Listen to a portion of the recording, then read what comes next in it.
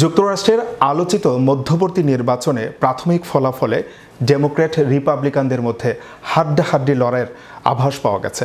বিভিন্ন সংবাদ মাধ্যমের খবর বলছে কংগ্রেসের নিম্নকক্ষে এগিয়ে আছে বিরোধী দল রিপাবলিকান পার্টি। বিস্তারিত ডেস্ক রিপোর্টে।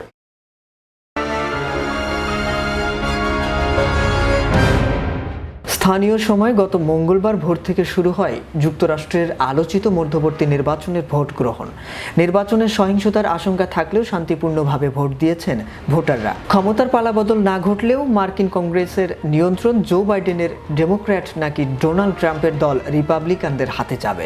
মধ্যবর্তী এই নির্বাচনে তা নির্ধারণ হবে। আর এই ফলাফলের উপর নির্ভর করছে আগামী 2 বছর প্রেসিডেন্ট বাইডেনের দেশ পরিচালনা কতটা নির্বিঘ্ন হবে। মার্কিন কংগ্রেসের উচ্চকক্ষ সিনেটে আসন সংখ্যা 100টি, এর মধ্যে 35টি আসনে হচ্ছে নির্বাচন। অন্যদিকে নিম্নকক্ষ হাউস অব রিপ্রেজেন্টেটিভস বা প্রতিনিধি পরিষদের 435টি আসনের সবকটিতেই নির্বাচন হচ্ছে। সেই সঙ্গে হাউস অব রিপ্রেজেন্টেটিভসের ভোটদানের ক্ষমতাহীন 6টি আসনের মধ্যে 5টি এবং 36টি রাজ্য ও 3টি টেরিটরির গভর্নর নির্বাচন হচ্ছে।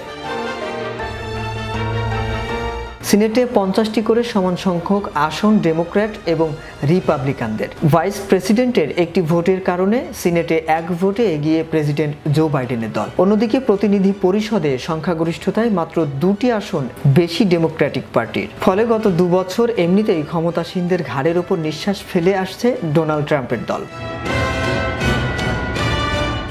CNN জানায়, শেষ খবর পাওয়া পর্যন্ত প্রতিনিধি পরিষদ নির্বাচনের ফলাফল এগিয়ে রয়েছে রিপাবলিকান পার্টি। তারা 178 আসনে জয় নিশ্চিত করেছে।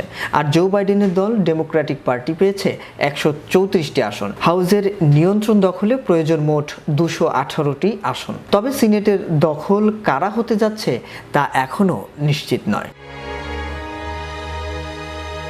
শাহরিয়ার আহমেদ, বিশ্ব বাংলা 24।